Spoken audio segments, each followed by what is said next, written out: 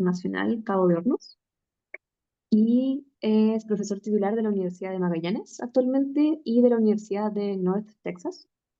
Y su enfoque de investigación tiene la combinación entre biología y filosofía, teniendo un foco en el vínculo del bienestar humano y la conservación de la diversidad biológica y cultural. Y ahí es donde acuña algunos términos como por ejemplo lo biocultural, la ética biocultural y la homogeneización biocultural, que son algunos de los temas que vamos a estar conversando hoy día.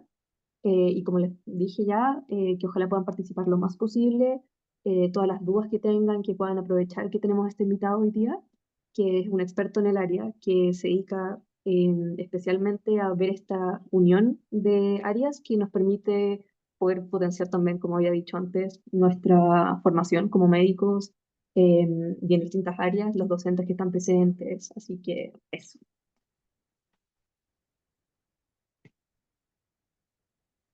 Entonces, los dejo con la presentación. Eh, y recuerden que el micrófono posterior a la presentación que haga nuestro invitado, Ricardo, será, eh, perdón, un segundo, ahora sí. Eh, Está abierta el micrófono para que puedan hacer las preguntas que quieran y que puedan realizar también algunas acotaciones, si es que se les ocurre algo. Todo nos sirve para poder potenciar el diálogo, principalmente justo un diálogo. Va a partir con la pequeña charla, una pequeña presentación de las temáticas que maneja el doctor Roxy. Eso. Entonces los dejo con Ricardo Roxy. Primero, una gran disculpa porque tuve un imprevisto que no pude resolver y no andaba con mi teléfono tampoco, así que una gran disculpa por el atraso. Pero muy feliz de hoy día, que es el Día de la Tierra, poder estar en esta conversación de mote con huesillo. Y yo la primera pregunta, yo partiría preguntándole a ustedes por qué esto se llama mote con huesillo y de ahí me gustaría ir ligando la historia de esto con el tema, pero no sé si tú misma o alguien de tus compañeras o compañeros nos cuenta por qué llegan a un título de mote con huesillo.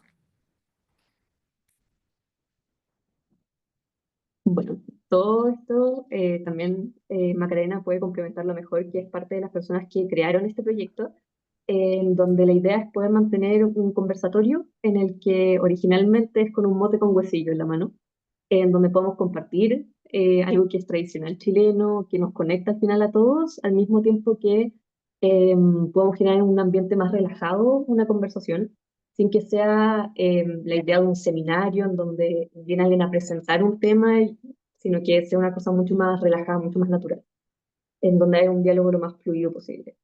Em, Eso, en verdad, como muy resumido. No sé si es que Macarena querrá agregar alguna cosa más.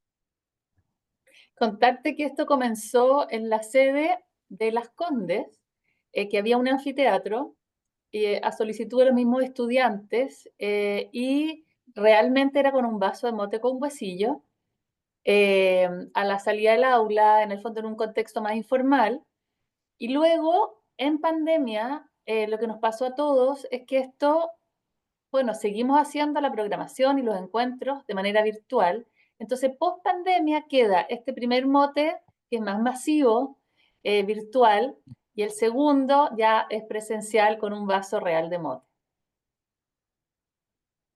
Em, Oye, me encanta, bueno, la idea, me encantaría que estuviéramos con el mote con huesillo, pero el mote con huesillo nos evoca algo que es re importante, digamos, es una tradición, es un aspecto cultural y al mismo tiempo una cuestión biológica, ¿no? Involucra un cuidado de un árbol, de una planta y de su fruto. Entonces, eh, en mis cursos de conservación biocultural siempre tenemos la actividad que los estudiantes traen algún plato que es muy tradicional de su familia y de su lugar de origen. Los cursos que hago generalmente hay gente de muchos lugares del planeta y uno va entendiendo entonces la relación entre la tierra, la cultura y la comida es uno de los aspectos fundamentales para poder tener esta relación. Y hoy día estamos celebrando el Día de la Tierra y el mote con huesillo es algo de nuestra tierra y es algo de nuestras culturas muy híbridas, ¿no? Eh, los duraznos vienen de otro continente, el mote también se prepara eh, culturalmente. No sé si alguien conoce la historia del mote con huesillo de ustedes, alguien de los que está presente, del plato mote con huesillo. ¿Alguna voluntaria, voluntario?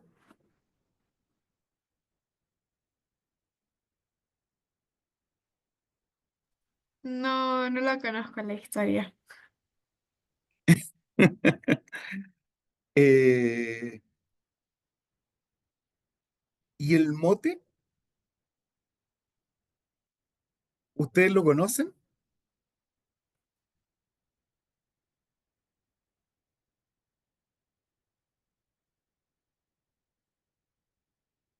Bueno, es un cereal, ¿no?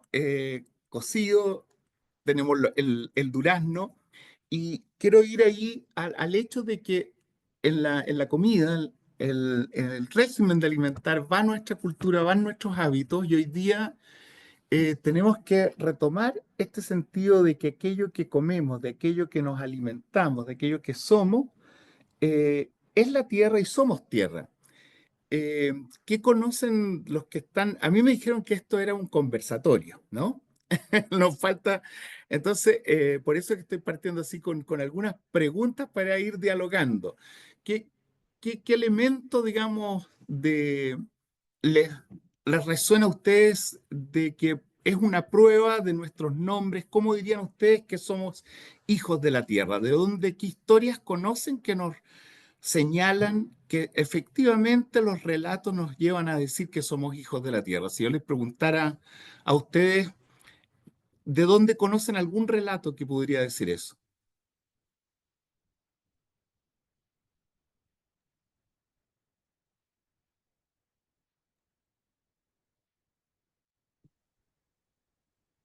Lo A mí se primero me es la viene a la Biblia. mente Popol Vuh. ¿Quién, perdón? Popol Vuh El- se me viene a la mente, el relato originario de ¿Ya? América. Y el Popol Vuh señala, ¿no es cierto?, que los hombres somos hombres del maíz, hijos del maíz. Y es un relato de Mesoamérica, ¿no es cierto? ¿Qué otro relato conocen, digamos, de poder ser hijos de la tierra?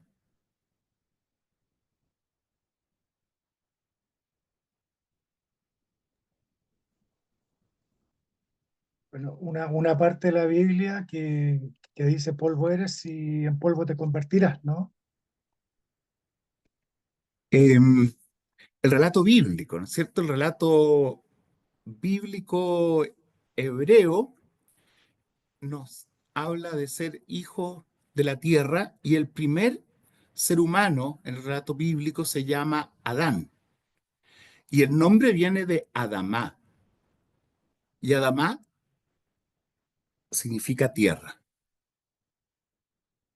o sea, hijos de la tierra. No sé si han escuchado hablar de la deidad griega. En ese mismo tiempo, ¿no es cierto?, que se está el relato bíblico, está Prometeo. Y Prometeo, que es conocido por traer el fuego a los seres humanos, pero también es el creador de los seres humanos de la tierra. Eh, y ayer ha fallecido, ¿no es cierto?, un papa que adopta el nombre de San Francisco, el Papa Francisco, en que escribe, digamos, una encíclica, el Laudato Si, y nos vuelve a recordar que somos hijos de la tierra, que debemos tratar con cariño, con respeto a la madre tierra.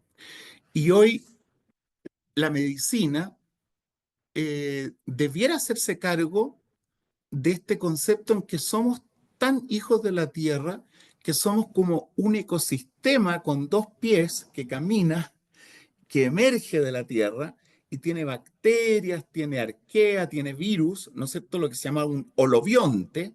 Somos un conjunto de seres que brotamos de la Tierra y efectivamente retornamos a la Tierra. Estamos siempre en un intercambio.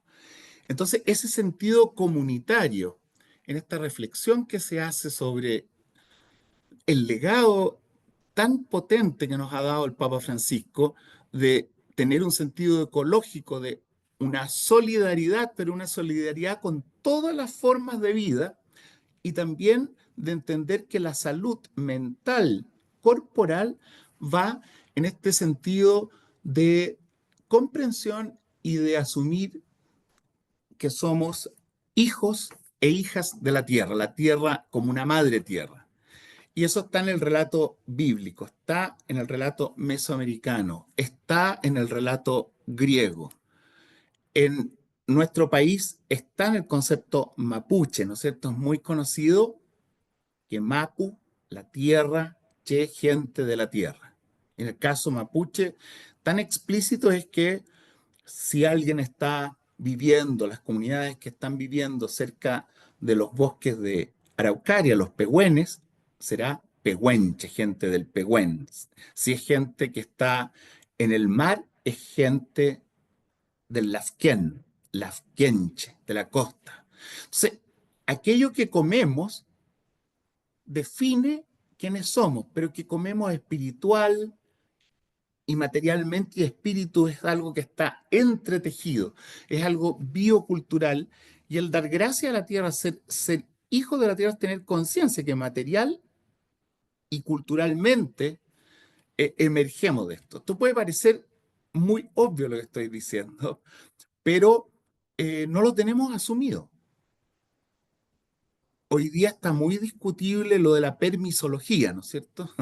Si, ¿qué va a pasar, digamos, si se discute un proyecto de ley que permita que los proyectos vayan más expeditamente sin un proceso de impacto ambiental? Tiene una lógica que es comprensible, que es agilizar, permitir que hayan proyectos, emprendimientos que puedan llevarse a cabo sin traba.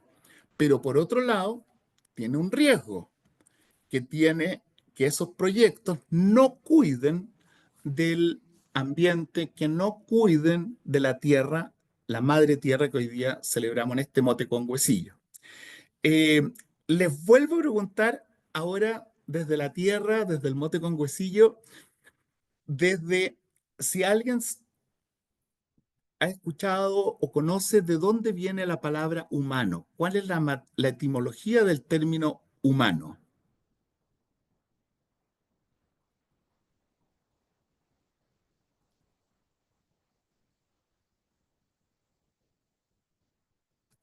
¿Alguna sospecha?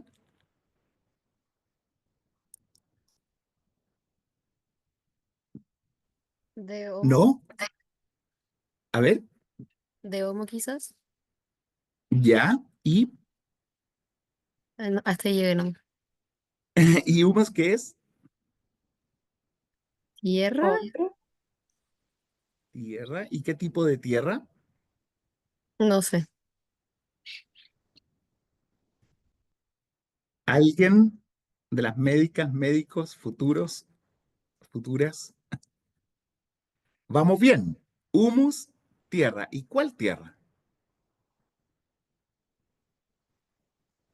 La tierra que es el horizonte fértil de la tierra de hoja, que se llama en el lenguaje habitual la tierra de hoja, es donde está lo más fértil del suelo, digamos. Tanto que los jardineros, las jardineras van a recoger tierra de hoja, ¿no es cierto?, de otras partes, para hacer la jardinería, para plantar. Es desde ahí donde emergen los hongos, donde emergen las nuevas plantas, pero también es desde ahí donde de la transición, nuevamente, bastante contemporáneo a cuando se concibe la palabra Adamá, se acuña en el relato bíblico en hebreo, Prometeo en el relato griego, en la transición de los etruscos a los romanos comienza a acuñarse el término humano para referirnos a nosotros. Es decir, en las ciénagas que estaban en el entorno de después que iba a ser Roma, en un lugar difícil de vivir. Imagínense, era pantanoso, había mosquitos, había que sobrevivir, pero la tierra fértil es lo que nos da, la que debemos cuidar, y decimos, bueno, nosotros emergemos de la tierra y somos humanos. Humanos que viene a dar todo el sentido de lo que entendemos por la ciencia contemporánea. Emergemos de la tierra y caminamos con esta carga de bacterias, de arqueas, de virus, de las cuales la mayoría son parte de un metabolismo muy sano, y a veces se desequilibra uno o dos, y ahí tenemos que actuar, ¿no es cierto? Controlar ese estafilococo, ese streptococo que podría irse, pero no el espectro entero de los antibióticos, que era cuando yo era pequeño, digamos, eran los antibióticos de amplio espectro. Y eso hoy día, en general, está contraindicado. Pero entender entonces que realmente emergemos, somos seres de la Tierra, y si hay una salud planetaria, que es el concepto, ¿no es cierto? Si el planeta está sano, nosotros vamos a estar sanos. Y para que el planeta esté sano, tenemos que cuidar el planeta igual que cuidar nuestros cuerpos.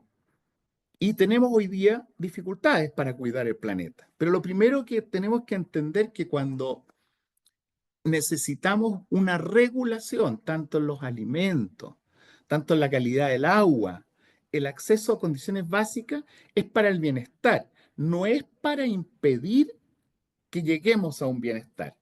Y ahí hay que reconciliar dimensiones que ya de la parte más ontológica, es decir, cómo concebimos quiénes somos a través del lenguaje, sea Adán, sea humano, sea mapuche, sea los hijos del Popol Vuh, ¿no es cierto? Vamos a ponernos de acuerdo en política que hoy día están en la medicina integrativa, están en una medicina que ve múltiples saberes y que pone a la condición ambiental como una parte básica de lo que es la salud pública. Una salud que está al alcance de la sociedad en general, y hoy mucho más enfatizado, y en la reforma que se discute y en las nuevas políticas de salud en los territorios, considerando entonces las cuencas de los ríos como el Aconcagua, como el Cachapoal, y en que las laderas, que había una discusión reciente, ¿no es cierto?, en Rancagua, si se mantiene un bosque nativo, se va a mantener una calidad del bosque, del agua, del Cachapoal, y la gente en Rancagua va a estar mejor.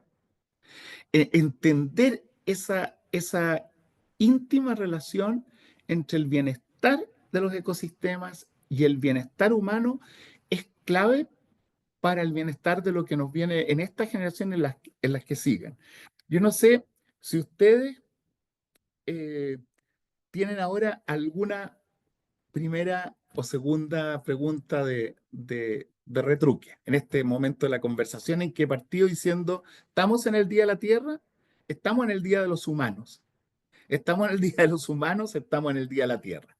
Ahí no sé si hay en este momento preguntas o seguimos el hilo de la conversación.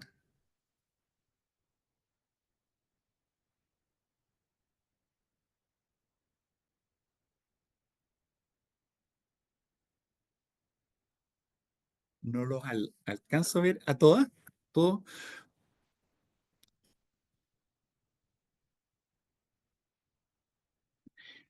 Eh,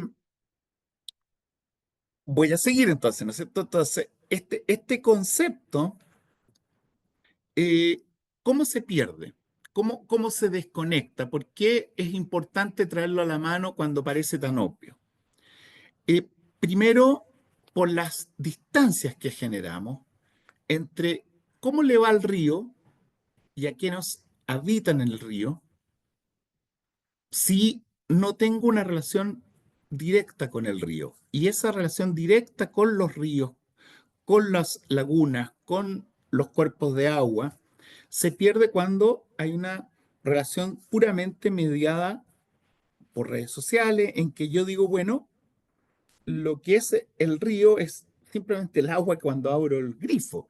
Y Pero cuando vuelvo a comprender que hay seres sintientes, que hay seres como las aves, las plantas, los pequeños invertebrados que nos dan salud, pero que además ellos tienen salud, me abro a un vivir comunitario y Francisco de Asís hablaba de la hermana agua, de las hermanas aves, la hermana luna, el hermano sol. Y esto puede parecer, bueno, ¿qué viene a decir aquí el doctor Rossi hoy día en este mote con huesillo, en este conversatorio, en que me dejan que sea más un soliloquio que un conversatorio, pero eh, ¿qué tiene que ver? Tiene que ver con que en la celebración, en la reflexión de la partida de uno de los líderes culturales que hemos tenido que nos hace reflexionar, el Papa Francisco, nos quedamos, eso sí, más allá que con su partida física, con un legado, con un mandato. ¿Cómo hacemos que este mundo sea mejor? ¿Cómo hacemos que este mundo nos dé una salud? Y el disfrutar de la comprensión de ser parte íntegra del cajón del río Maipo, del cajón del río Mapocho, de la Concagua y de todos los valles que nos cruzan en el caso de Chile, ¿no es cierto? De ser arterias, de ser venas, de sentir nuestros cuerpos cruzados por esas aguas y nuestros cuerpos ahora como cuidadores de esas aguas, nos pone en lo que el Papa Francisco refiere en su Laudato Si como la ecología integral. Y esta ecología integral es una ecología que se da cuenta de que los seres humanos somos parte de esto y que para ello también estamos ser todas y todos partes de estos ecosistemas. Y ahí viene, ¿no es cierto?, un llamado también de una preocupación por todas las personas, incluidas también las personas con menos medios. La opción por los pobres que él llama. Ahora, pobres muchas veces materiales, pero muy ricos cultural y espiritualmente.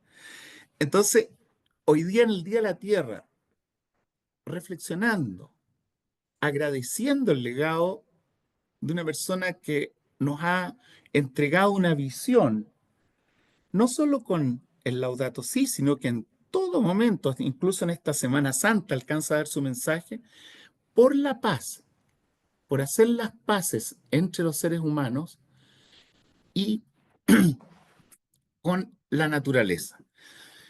Eh, el Papa Francisco no está solo en esta tradición. Hay muchos y muchos. Y ahí eh, es muy importante que otro médico, que es Albert Schweitzer, gana el premio nacional, el premio Nobel de la Paz después de la Segunda Guerra Mundial. Les pregunto, ¿quién ha escuchado hablar de Albert Schweitzer entre ustedes? ¿Quién nos podría contar quién es Albert Schweitzer?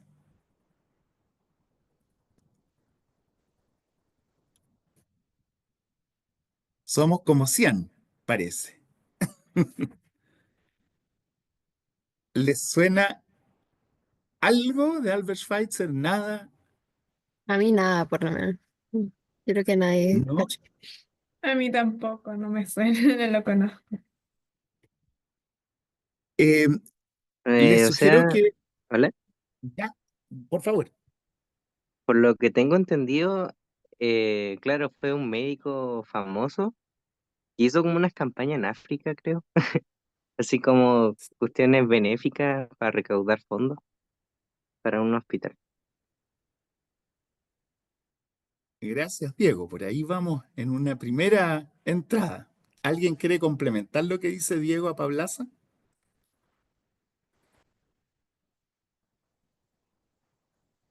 Este médico nace en Alemania y lo primero que hace es tocar órganos. Es un gran organista, maravilloso organista.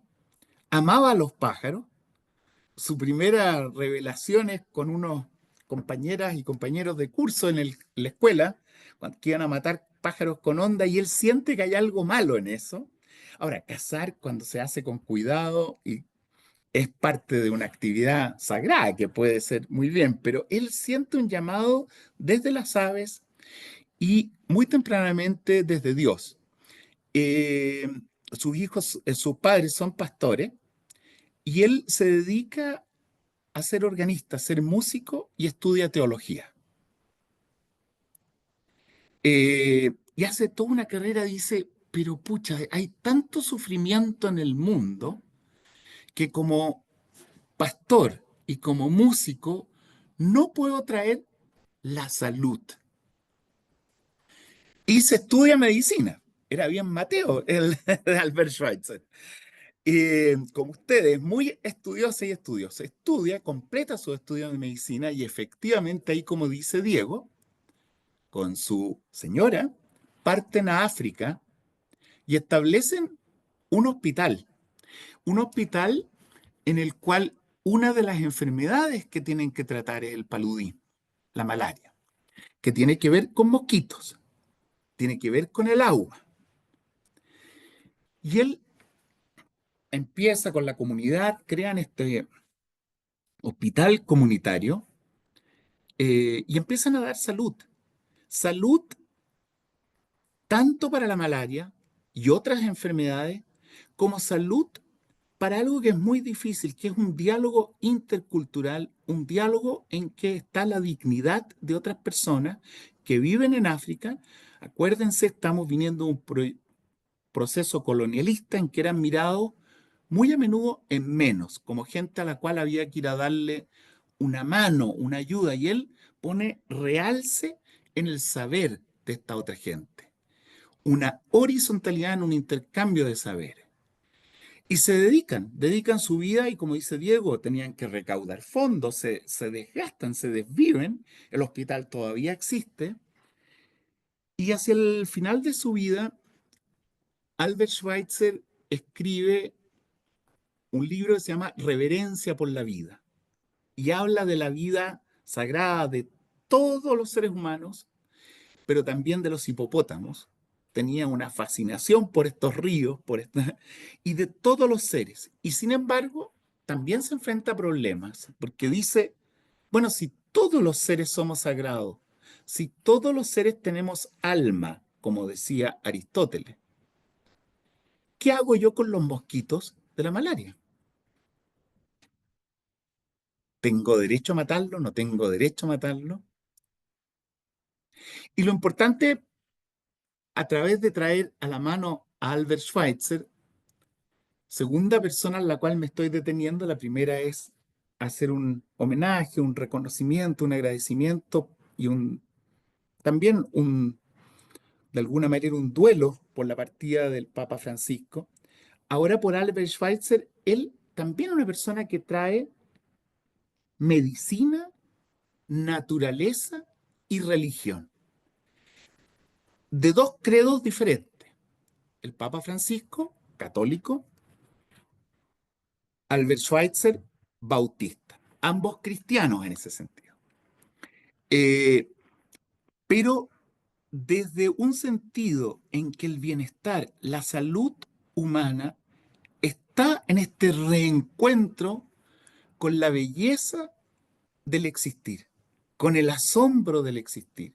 Y más allá del credo que cada una y cada uno de ustedes tenga en los estudios, la religión viene a religar, a reconectar. Ese es el origen etimológico de religión. Que en el budismo uno vuelve a conectarse con el cosmos, con uno, a través de la respiración, por ejemplo. ¿No es cierto? Una meditación y respiración. En la religión también está la oración. Pero fíjense lo hermoso de estos mensajes de alguien que da la vida, se dedica a la música, es teólogo, va a otro continente, se preocupa de los humedales, se preocupa de la gente y habla de una salud integrativa en un mundo que venía emergiendo de todos los dolores de la Segunda Guerra Mundial. Y Albert Schweitzer recibe entonces el Premio Nobel de la Paz y nos deja un gran mensaje para hoy día celebrar el Día de la Tierra, eh, con esta conciencia que la salud humana y la tierra van muy de la mano. No sé si ustedes quieran traer alguna vida ejemplar, alguien en sus familias o en las culturas que ustedes digan, sí, aquí hay alguien que inspira un amor por la salud humana de alguna forma que resuena también con la salud de la tierra? Les pregunto. Yo puedo seguir con otros ejemplos, pero a ver si alguna de ustedes hay algo que les haya llamado la atención en sus vidas de por qué estudiaron medicina, que los lleva a recordar hoy día a alguna persona.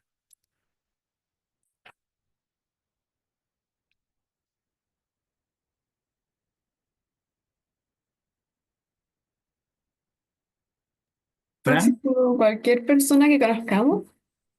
¿sí? Ah, y cómo, Em, cómo conecta? A ver. bueno, mi mamá siempre ha sido como muy motivada con el cuidado como de la tierra, de los animales en general. Y en mi colegio siempre ha sido como la de las personas que ha comenzado muchas campañas en torno como al reciclaje. Y de hecho ella creó como dentro del centro de padres como un comité medioambiental. Entonces ahora sí, antes en las actividades como las del 18 por ejemplo, que se llenaba con cosas de vidrio, de plástico, siempre hay como una forma como de desechar esas cosas de forma más responsable.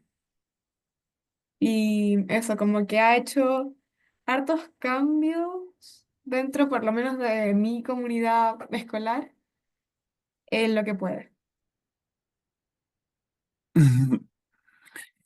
Em, y este ejemplo que tú nos cuentas, y gracias, Francisca, ¿no?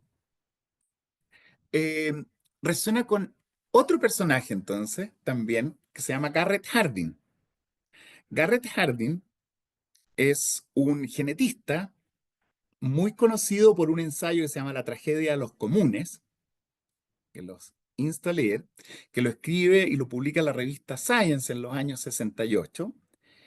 Y él habla desde la genética, pero desde la preocupación de la salud humana, y aquí qué tiene que ver con tu madre, que una parte del ensayo importante está dedicada a la sobrepoblación, pero otra parte, y aquí va, a la contaminación.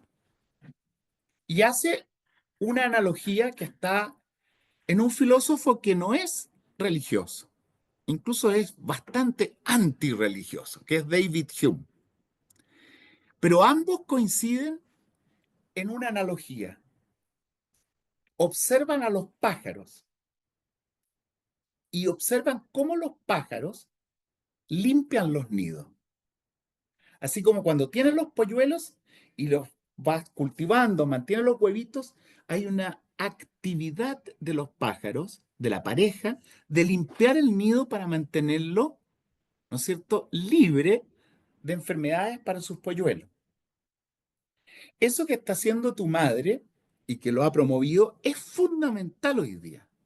Y Garrett Hardin, los invito también, es otra lectura que los invito a leer, los he invitado a leer 3 lecturas. Laudato Si, del Papa Francisco, Reverencia por la Vida, de Albert Schweitzer, y ahora La tragedia de los comunes, de Garrett Hardin. Van a ver que él dice, no podemos contaminar nuestro nido. ¿Y qué estamos hoy día viviendo? Una inundación de microplásticos, ¿no es cierto? De plásticos que llegan a ser invisibles y que están en todas partes, en la comida.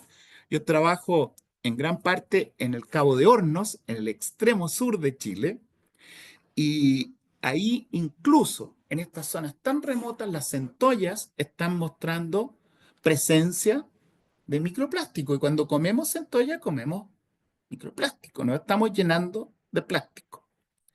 En el tratamiento de las aguas, que es un tema que me tiene muy preocupado, también la llegada, si no hay tratamiento de todas las hormonas, de todos los medicamentos que van al agua, y entonces generamos resistencia y generamos algunos síntomas que nos tienen tremendamente afectados hoy día. Voy a seguir con ejemplos de personas que se dedicaron y nos acuñan hoy día términos que son importantes. No sé si han escuchado el término bioética. Sí, Tú lo, Fran, tú, Diego, no sé, ustedes se ponen de acuerdo. Y si alguien más, los escucho. Y la verdad es que lo hemos hablado harto en práctica médica, así que al menos yo antes no lo conocía también, pero este tiempo sí nos hemos familiarizado más con el término de bioética. ¿Y quién acuñó el término bioética? ¿Qué sabes del origen del concepto de bioética?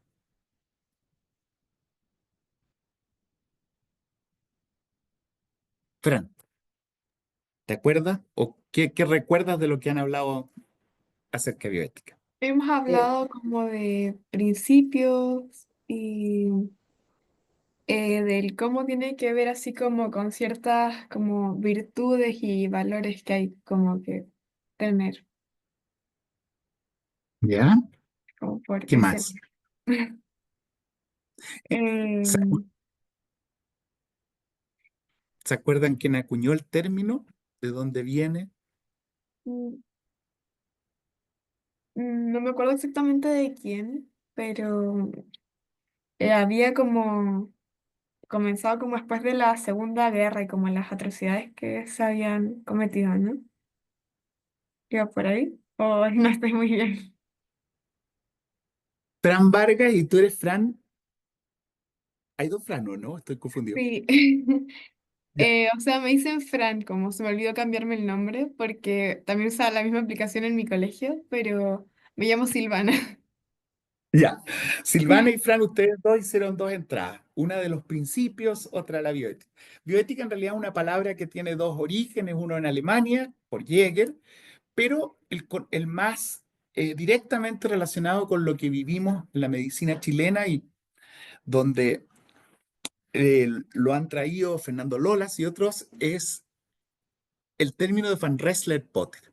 Y Van Rensselaer-Potter era un bioquímico preocupado de la salud humana y empieza a ver una relación entre el cáncer y los depósitos de sustancias radioactivas que eran acumulados en ciertos lugares, y en esos lugares empiezan a construir casas y la gente que está ahí donde están las basuras radioactivas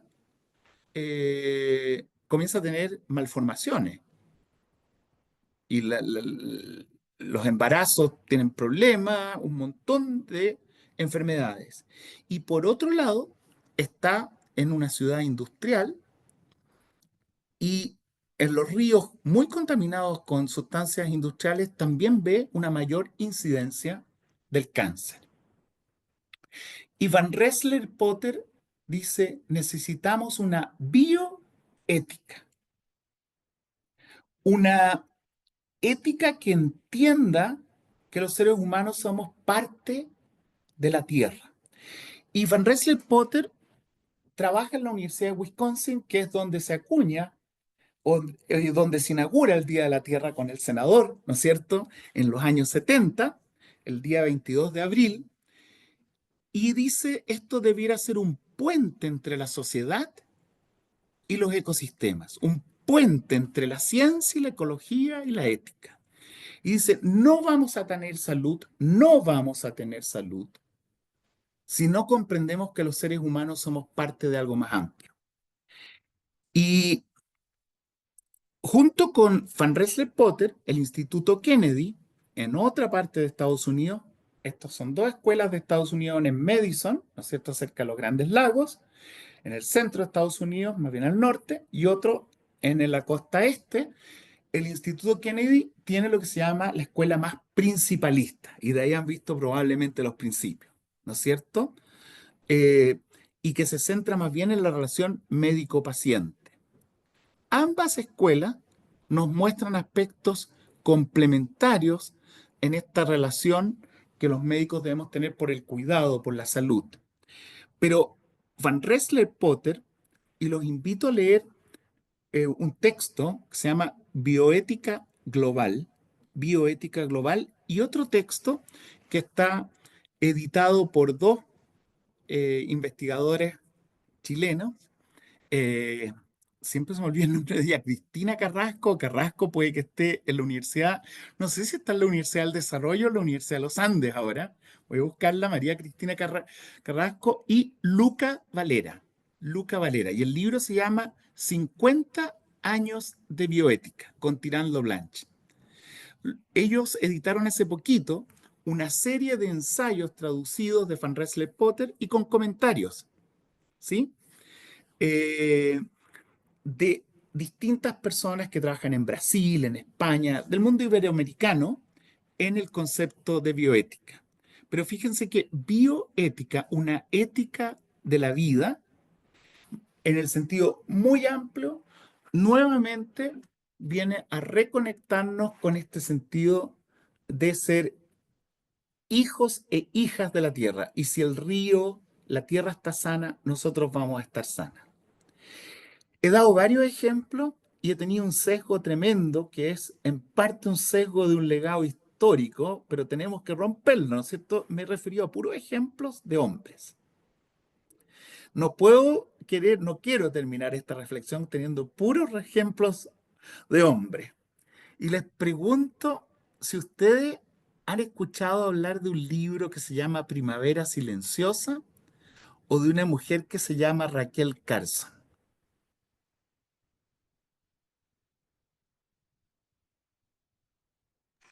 Es Yo he como escuchado, contaminante, ¿no? Sorry, Sofi, dale. yo he escuchado del libro, que ¿Ya? era, que es como, creo que era fue la persona que se dio cuenta que había pesticidas que estaban como que afectando a las crías de los pájaros por la contaminación. ¿Y cómo escuchaste quién te contó? En el colegio, ¿Y lo leíste, Sofía, o escuchaste? no, me contó una profesora. ¿Y sospechas el porqué del título o te contaron qué significa Primavera Silenciosa? Em, o sea, supongo que porque sí, o sea, creo que hay dos interpretaciones. Una más como poética, que sería que em, como que la primavera es el renacer de las cosas y si las crías tienen problemas, entonces como que es muy triste eso, porque al Sí. final la descendencia tiene que ver como con la esperanza.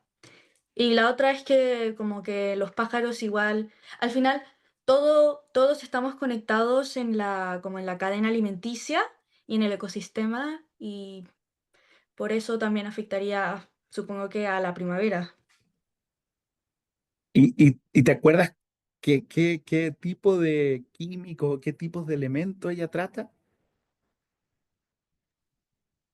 ¿En qué sentido? Yo te ayudo y sigo un poco y retomo. Sí, muy bonito, Sofía. Les invito a leer Primavera Silenciosa de Raquel Carson. Otro legado para que cuando están con tantos cursos de ciencia y de medicina, en los ratos libres, léanlo. Raquel Carson escribe Primavera Silenciosa porque empieza a notar que no hay pájaros y por lo tanto no hay cantos. ¿Se imaginan que no hay cantos de pájaros?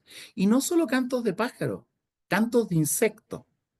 El canto es parte del cortejo, igual que en los seres humanos. Uno canta en gran parte para expresar un sentimiento de cortejo, a veces para expresar un sentimiento de dolor. Pero ella se ve enfrentada en un momento en que nota que hay una rápida declinación, disminución de las poblaciones de aves. Y dice, ¿qué está ocurriendo? Y ahí lo que estaba ocurriendo era que justamente para prevenir enfermedades había una fumigación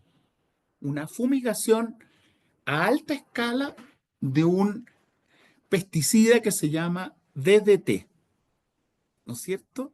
Y el DDT eh, empieza a eliminar insectos, pero como muy bien dice Sofía, hay una cadena alimenticia si esos DDT son eh, ingeridos por los pájaros, este insecticida sintético que era utilizado para controlar los insectos de la agricultura y también para prevenir la malaria que tanto preocupaba a Albert Schweitzer, se empieza a comer por los pájaros y los pájaros se enferman y caen literalmente muertos.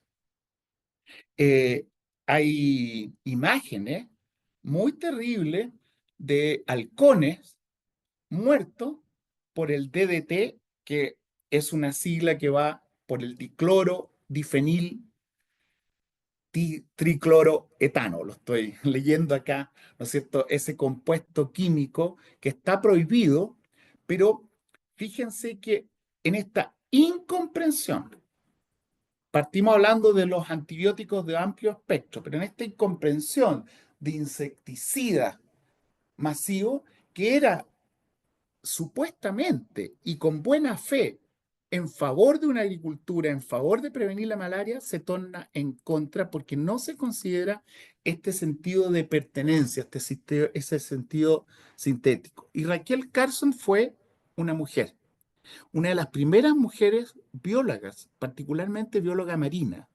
Y realmente las invito a leerla porque tal como Gabriela Mistral en Chile, ella contemporáneamente, son bien contemporáneas ambas, se dedica a la escritura, le escribe también a las niñas, a los niños, ella tenía un sobrino a quien le dedica muchas partes de sus libros, y van a ver una mirada científica en un relato precioso de la diversidad de la vida marina y que de repente la Audubon Society, que es una sociedad dedicada a la protección de las aves, le encarga un ensayo sobre el DDT. Y ella se pone a investigar como bióloga y empieza a descubrir todo lo que está pasando y la industria se le tira encima y la denigran. Le dicen, esta mujer es soltera.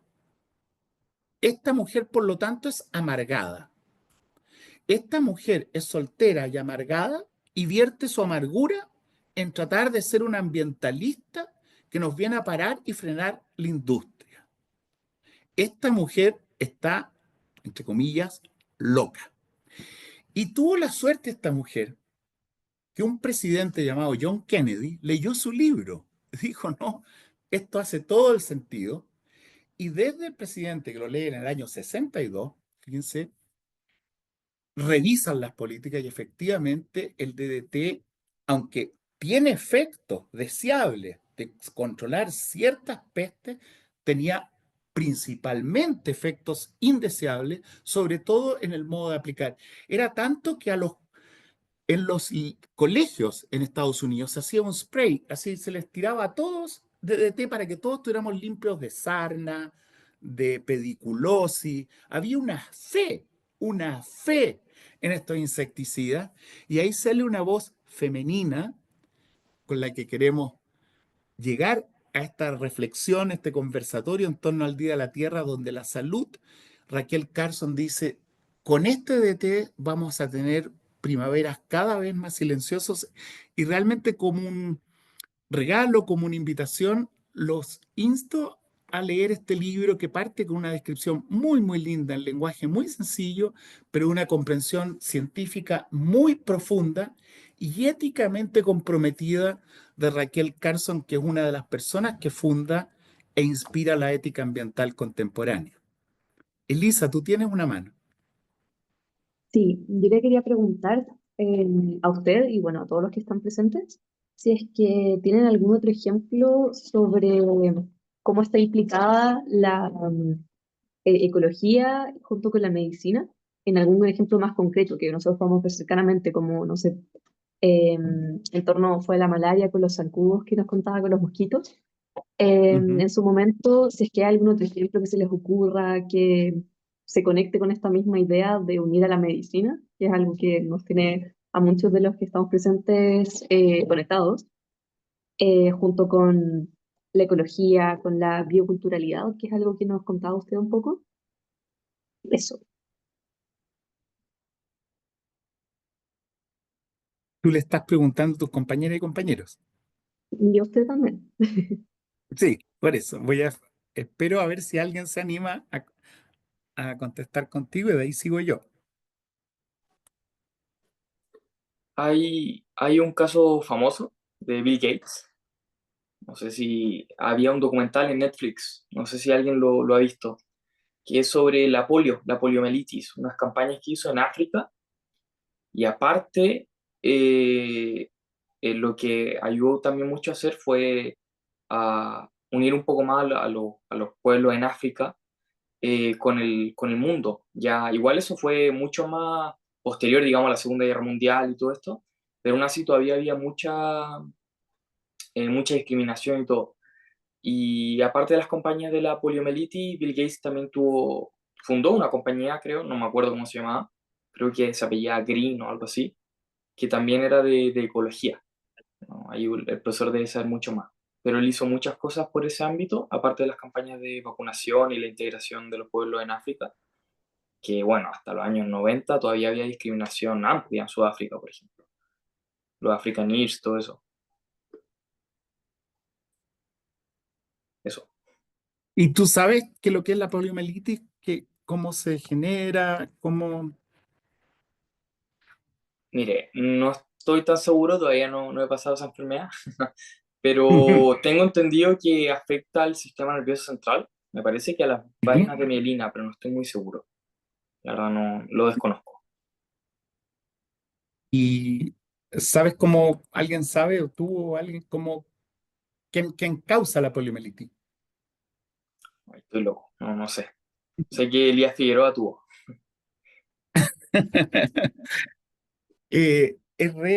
Pucha, es muy bueno tu comentario y bueno el ejemplo porque es una enfermedad viral y en el cambio global, de- el cambio climático es tal vez lo más conocido, algo que también se viene y es un desafío para todos los médicos y quienes trabajamos en la salud, en mi caso, la salud de los ecosistemas, eh, es la epidemiología ecológica.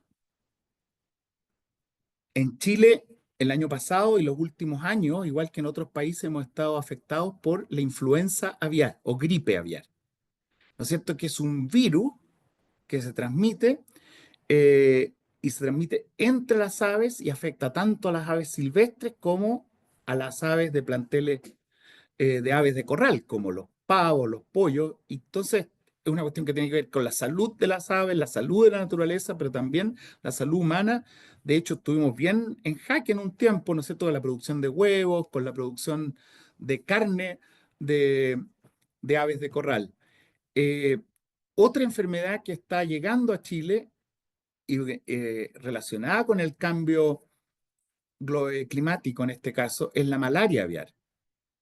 La malaria, igual que la malaria humana, es un protozoo, ¿no es cierto?, un plasmodio en la sangre que es transmitido por las hembras de un mosquito que son del género Anopheles o mosquitos del género Culex y chupan de alguien que esté infectado y al picar a alguien que no esté infectado le transmiten este protozoo causándole la enfermedad de la malaria.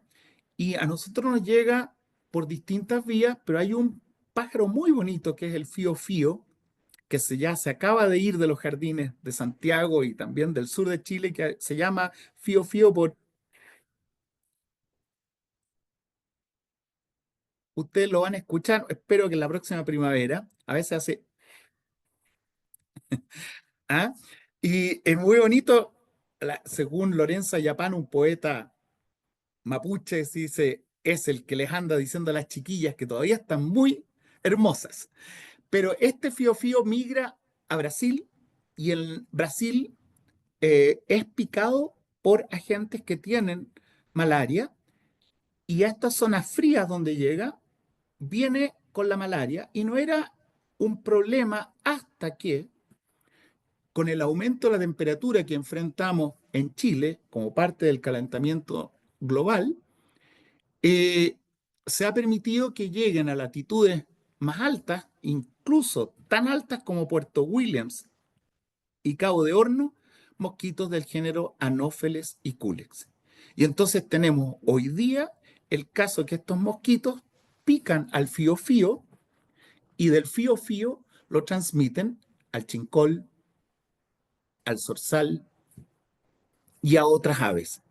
Esta malaria aviar tiene muy rara vez un efecto de zoonosis, es decir, de una transmisión desde los animales a los seres humanos. Hay pocos casos reportados en el mundo, pero sí tiene un efecto devastador en la avifauna. En las islas de Hawái, donde llegó, más o menos un tercio de las aves se extinguieron.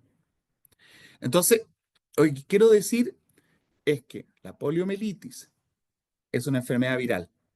La influenza aviar es también una enfermedad viral, en este caso de las aves. Y la malaria aviar es una enfermedad causada por protozoos sanguíneos, los plasmodios, y que son todas manifestaciones que nos muestran cómo la medicina va a tener que hacerse cargo de un escenario muy complejo, que con aumentos de temperatura, con aumentos de degradación del medio ambiente, es decir, de pérdida de los bosques, pérdida de otro tipo de ecosistemas, estos organismos que estaban en sus propios hábitats comienzan a salir de su hábitat y llegar nuevamente a afectar a poblaciones humanas. El dengue, la malaria, son nuevamente temas que por algún tiempo parecieron ya totalmente erradicados y controlados. Entonces, el ejemplo, Pablo, es muy bueno porque nos pone ahí una dimensión compleja de interrelación en que lo más patente que hemos vivido, y ustedes estaban probablemente en el colegio en esos tiempos, fue el COVID, ¿no es cierto? Que se ha discutido mucho cómo ocurre este efecto de zoonosis, de una degradación ambiental, de que todavía se discute cuál es la causa última de las complejidades, pero lo que sí no se discute es cómo desde la vida silvestre se transmiten también enfermedades a los seres humanos. El punto es que para controlar esas enfermedades, una de las medidas que podemos hacer es cuidar la tierra, que es lo que estamos celebrando hoy día, y de donde viene el mote con huesillo en última instancia, para tratar de ligar esta idea con que partimos, ¿no es cierto? Que si la tierra está sana, nosotros estamos sanos, y las epidemias son una dimensión crecientemente desafiante para la salud. Catalina. Sí, bueno, quizás para ir cerrando un poquito, como preguntarle una preguntita y también preguntar en general si es que alguien más tiene una pregunta, quizás antes de que realice la pregunta yo. No sé si quieren levantar la mano o escribir en el chat alguna pregunta y se la leo al doctor. ¿O no? ¿O sí? Bueno, que quizá, mientras, si alguien lo piensa, la pregunta que tenía yo, que quizás sí es media cortita, si es que nos podría contar, porque anteriormente cuando hablamos del libro de Primavera Silenciosa, como que habló de como lo importante de la comprensión, de la comprensión de que vivimos en este planeta, y entiendo que ustedes trabajan en un centro de investigación, entonces no sé si nos podría contar como cortito un poquito de quizás qué hacen en el centro, quizás un poco más de lo que realiza usted. Em, Gracias, Catalina. Sí, trabajamos en un centro que está ubicado en Puerto Williams. Y Puerto Williams es la capital de la provincia antártica chilena y es la ciudad más austral de todo el mundo. Entonces, tenemos hartos desafíos que tienen que ver con salud. Por ejemplo, la telemedicina es una de las áreas en que queremos potenciar. Nosotros somos vecinos con el hospital porque para la atención médica la telemedicina es una opción que viene a complementar servicio y puede dar cuenta de ciertas brechas, ¿no es cierto? Pero al mismo tiempo, ¿cómo evitar, cómo prevenir que hayan enfermedades o mal desarrollo, entre comillas, que se ha ocurrido en el resto del país y que hagamos el mismo modelo que ha degradado bosques, que son de los pocos bosques que quedan todavía sin degradar? Y ahí tenemos un tremendo desafío y oportunidad. hay una carretera que se está construyendo a través de Tierra del Fuego que nos va a conectar, es la Panamericana, que va a llegar hasta Puerto Williams a través de un ferry que va a cruzar el canal de Beagle. Y cómo esa llegada nos va a traer una conexión, un disfrute, pero cómo evitamos que nos traiga además la chaqueta amarilla, eh, el dídimo y otras enfermedades, ¿no es cierto? Que son, en este caso el dídimo es de los sistemas dulceacuícolas, y nosotros estamos en este centro de investigación que se llama Cape Horn International Center, por eso CHIC, para estudios del cambio global, que es lo que hemos estado hablando, y la conservación biocultural. Y la conservación definida por Aldo Leopold es permitir que la Tierra mantenga su capacidad de autorregenerarse. Es muy lindo porque la salud, en sentido de Hipócrates, ¿no es cierto? Ustedes van a tener que hacer el juramento hipocrático. Lo mejor es prevenir, estar en un muy buen estado de salud, comer bien, hacer ejercicio, mente sana en cuerpo sano y viceversa, cuerpo sano en mente sana.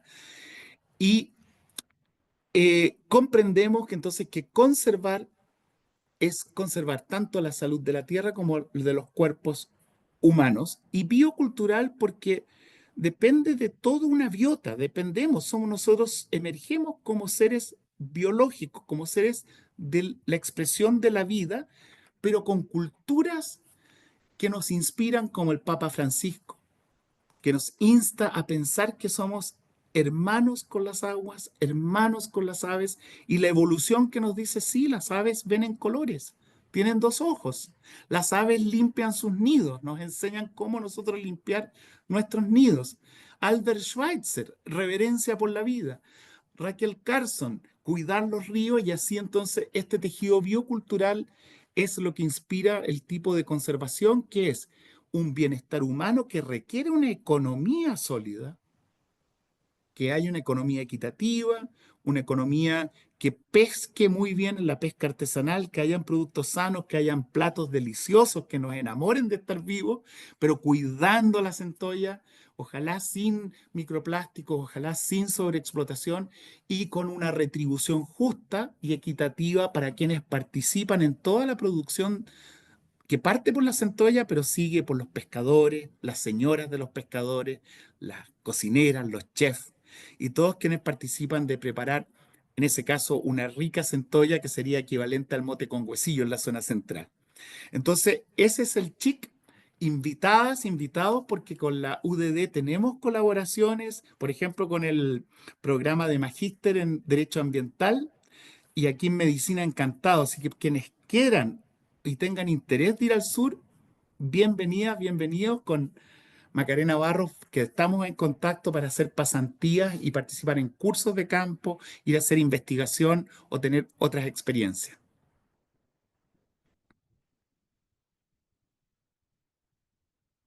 Muchas gracias. No sé si alguien sigue teniendo alguna pregunta. Vi que alguien preguntó si podría comentar de nuevo los libros que dijo antes y ahí pasamos a María Camila, que tiene la mano alta. Ya. Por favor. Realmente un libro que van a encontrar está en castellano. Los que les guste leer inglés lo pueden leer en inglés. Silent Spring o Primavera Silenciosa, de Rachel Carson en inglés, Raquel Carson en castellano. Ese es el libro que más los invito hoy día porque trae una mujer que dedicó su vida y un libro breve, poéticamente escrito y que les va a ver en la injundia de lo que es el concepto de bioética. El segundo libro, por dos personas muy valiosas, María Cristina Carrasco, creo que estoy, discúlpame María Cristina, se me equivoco con tu nombre, siempre me enredo, ella es filósofa de la Universidad Católica y ahora sé que está en la universidad de ustedes o en la de los Andes, y de Luca Valera, y ellos editan un texto que se llama 50 años de bioética con la editorial Tirant Leblanc.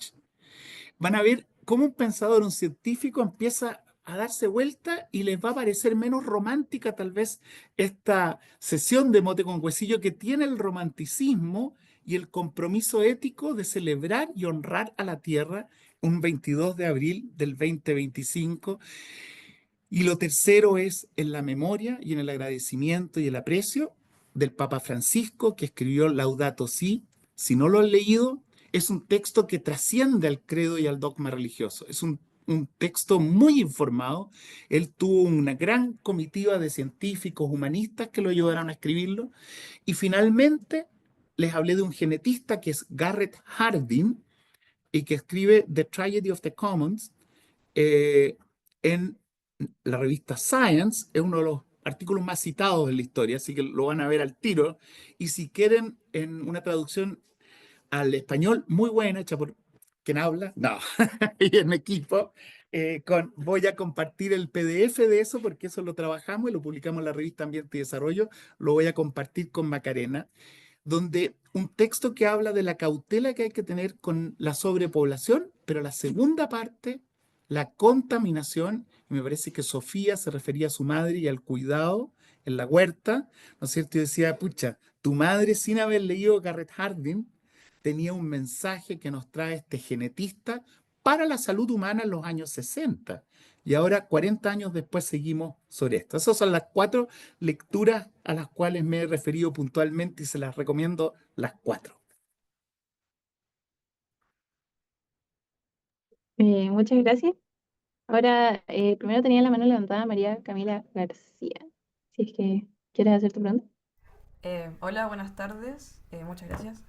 Quería preguntarle, ya que mencionó la telemedicina, cómo podemos usar la tecnología como una herramienta para mejorar la relación entre el medio ambiente y, bueno, nosotros, finalmente, porque hoy en día como que se tiene una muy mala percepción de la tecnología y en realidad no se le da tanto apoyo como al uso beneficioso de esta para el medio ambiente. Gracias, María Camila. Voy a guardar tu pregunta, te la contesto, pero también está María Quintanilla, entonces en este cierre escuchemos las dos preguntas y las abordamos en este tejido. Hola, yo antes tenía como la misma pregunta, como más asociado como, ay, sí, ya dije hola, como la telemedicina, como qué tan como útil puede ser, como así como realmente un médico puede ser un, como entre comillas, telemédico, o sea, si los exámenes se hacen como en una máquina como cerca del paciente, como realmente podemos como hacer eso, una cosa del día a día. Y también otra duda que tenía era como si usted como trabaja en el área, como cómo cree que las políticas públicas acerca del medio ambiente, como si son buenas, si son malas, cómo las ve usted y cómo cree que están como afectando a Chile y si cree que eso va a cambiar. Eso. Chao, gracias. No, muchas gracias por las preguntas, porque ustedes saben más que yo acerca de las preguntas que están haciendo y van a saber mucho más. Así que voy a abordar del siguiente modo. Yo espero que esta sesión, esta reflexión que ha partido en el espíritu del conversatorio en torno a la Tierra, aporte lo que se llama una comprensión ontológica. Y esa palabra que es tan difícil, ontológica, es muy sencilla. Ontológica viene del ente, de quiénes somos. Y quiénes somos, en esta conversación hemos recordado que somos humanos, hijos del humus. Y si nos hacemos cargo de esto, nos hacemos cargo que somos hijos de la tierra y ahí descubrimos, como en el relato bíblico, como en el relato del Popol Vuh, como en lo mapuche. Entendemos quiénes somos. Eso es fundamental en la comprensión de la cultura, de dónde venimos, tanto culturalmente como biológicamente, porque efectivamente también venimos de la Tierra biológicamente. Y esa comprensión es una parte que complementa tu pregunta, María, porque pueden haber las mejores leyes, pero si no estamos convencidos, si esto parece como algo lejano, eh, vamos a tratar de hacerle el quita a la ley. Vamos a tratar de hacernos los lesos con la ley. Y fíjense que hay tantas palabras que tienen que ver con esta comprensión, no solo humano, sino que compañera, compañero. significa cum panis, compartir el pan. Y ese compartir el pan, de nuevo, tiene una dimensión cultural laica y tiene una dimensión muy sagrada en la Eucaristía. Es el cuerpo vivo. Y en este sentido, recuerden entonces que somos el cuerpo vivo de la tierra, somos como antenitas conscientes que podemos pensar, comprender nuestro lugar en la tierra y como médicas y médicos, transmitir esa comprensión de la salud es fundamental. Y es necesaria, pero aquí viene el punto, no suficiente ni excluyente. Porque junto a esta comprensión ontológica, pucha, somos inventores y la tecnología es maravillosa. Imagínense todo lo que ocurre con la robótica. Hay unos chilenos que acaban de inventar unos robots para hacer unas nuevas operaciones y se pone al servicio, ¿no es cierto?, esta robótica de la cirugía. Yo mismo tuve una operación hace poquito de un riñón, ni me enteré prácticamente porque es tan precisa y afortunadamente estaba muy encapsulado, era una neoplasia, pero no me tuvieron ni siquiera que extirpar el riñón y antes a los más antiguos que yo conocí les sacaban hasta un riñón, vivían con un riñón, a mí nada. Entonces, la tecnología, por supuesto que aporta un montón de todo. Yo crecí cuando la radiografía, y hay una persona que trabaja en medicina pública que es Mauricio Canals, un radiólogo muy conocido, fuimos compañeros en el magíster en ciencia, era toda una revolución, pero por supuesto que la tecnología nos trae un montón de beneficios bien usadas. Lo que dice muy claramente Albert Schweitzer y lo que dice con mucha vehemencia Van Rensselaer-Potter es que la tecnología es muy buena, pero es un problema si es solo tecnología. Y en ese sentido, la UDD y en esto que yo conozco de la colaboración con la clínica alemana, ustedes están en la guinda de la torta, en el cutting edge, realmente, porque están combinando la mejor tecnología con la mejor integración de las humanidades. No es una u otra. Y las humanidades son precisamente las que le van a dar una orientación a todo el uso tecnológico que va a ser para el bien de la humanidad y ustedes van a ser capaces de cuestionar y de inventar, adaptar y orientar el uso tecnológico apropiado. De tal manera que no hay ninguna contradicción en esto. Al contrario, hay una complementariedad. Y ambas son necesarias y ninguna por sí misma suficiente. Yo espero que en ese sentido se entienda hoy día que hemos abordado esto, que es la dimensión ontológica, que es importante porque nos vuelve a enamorar, a asombrar de seres cósmicos, de seres que podemos agradecer, apreciar a los mayores, a las tradiciones que nos han dejado los seres a los cuales nos referimos dentro del siglo XX y la partida del Papa Francisco, pero por supuesto que la tecnología muy bienvenida. De telemedicina, eso les toca a ustedes, me van a enseñar, espero estar en un mote con huesillo en el lugar de ustedes, escuchando a alguna que nos venga a contar las novedades. Lo que sí yo puedo facilitar como director del Centro Cabo de Horno las conexiones con el hospital y algunas iniciativas que se están haciendo con médicos que saben mucho más y eso será otro mote con huesillo. Bueno, Gracias.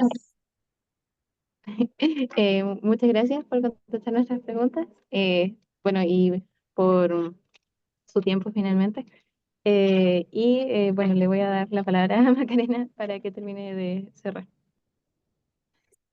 Quería, no, simplemente agradecer, estoy muy emocionada de muchas cosas, de tu lucidez, Ricardo, de la cantidad de reflexiones que nos llevaste a hacer junto a nuestros estudiantes. Son estudiantes de primer año, están todavía con una patita, ¿cierto?, en La Paz, en el colegio, y los estamos recibiendo en este primer año, la mayoría no, a esta generación. Ha sido un gusto realmente poder conversar. Qué importante, qué necesario simplemente sentarse a conversar. Lo hacemos tan poco, ¿ah? Tan poco, y es una práctica que queremos recuperar con este mote con huesillo. Muchas gracias por los textos que nos propones leer Esa es otra práctica que tenemos que recuperar, el poder leer, ¿cierto? Se confabularon muchos temas, ¿cierto? La muerte del Papa Francisco, emocionante que lo hayas traído a colación. Justo ayer lo comentamos con los estudiantes, me tocó justo estar con algunos de ellos en una clase, y no es casual que estemos hoy día, en el Día de la Tierra, hablando de este legado y de tantos otros que tú nos haces entrar, traspasar al corazón. Yo quiero recordar también a una gran mujer, a Gabriela Mistral, que tú la mencionaste, porque este año, ¿cierto?, se celebran los 80 años del Nobel y hemos tenido la suerte de poder escuchar conversatorios, volver a leerla y desde el Centro de Humanidades invitarlos, porque realmente Mistral es muy desconocida para nosotros en Chile y me acordé de este texto que ella escribe como el año, creo, 1926, donde dice menos cóndor y más huemul, ¿no es cierto? En relación a nuestro escudo y a esta mujer que estaba tan conectada con la naturaleza y en el fondo apela a este ser chileno donde se ha destacado, ¿cierto?, al cóndor como un animal que sobrevuela, que es astuto, pero es una ave carroñera, dice ella, y ojalá podamos despertar la sensibilidad del huemul y darle más espacio al huemul que tenemos dentro. Defiende su finura, de sus sentidos, ¿cierto? Dice que él se salva pero sin combatir, dice el huemul, sino que con la inteligencia y se vuelve un poder aún más infalible. Eso quería como decir, que la leamos. Eh, Según hemos visto, ella estaba muy ligada a la tierra también. Ella, toda su manera de educar era en el aula, era que cultivaran la tierra a sus estudiantes. Tenía huertas en todas partes, en cada casa donde estaba. Y ella decía que en el fondo ese era el retorno a la verdadera educación. Entonces me hizo mucho sentido lo que tú hablaste de lo que es ser humano. Si no sabemos trabajar en la tierra, con las manos en la tierra, respetar a la tierra, de esta conciencia planetaria que tú hablas, va a ser difícil. Se fue un poco la conexión, pero bueno, eso era lo último. Agradecerle a estas dos chicas del centro de estudiantes que guiaron también la conversación, porque dejaron hablar y escuchar a todos. Agradecer a Iván que nos acompañó, a la profesora Benaglio y a este curso maravilloso de estudiantes, porque también, como decía la Mistral, ustedes son el futuro, que va a ser un futuro, esperamos, más justo y más bello. Y ahí el concepto de salud planetaria es un concepto emergente que viene a ampliar y profundizar el de una salud. Los invito, quédense con el concepto salud planetaria porque es lo que está en la frontera de lo que estamos entendiendo y yo sumarme a las palabras de Macarena agradeciéndoles a ustedes. Algún día fui estudiante de medicina y derivé y es un regalo el poder conversar y tener estas instancias con ustedes.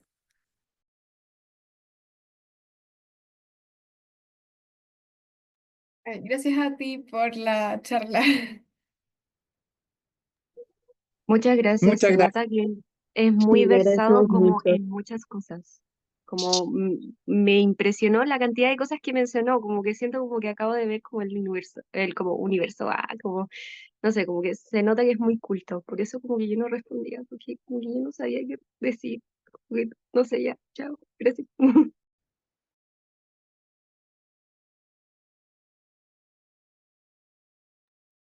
Muchas gracias. Muchas Chao, gracias. gracias. Chao, Chao, gracias. gracias. Muchas Muchas gracias, gracias. profe. Esté bien. Gracias. Muchas gracias. Gracias a todos y a todas. Gracias, Macarena. Abrazos. Gracias a ustedes por participar. Un lujo tenerlo.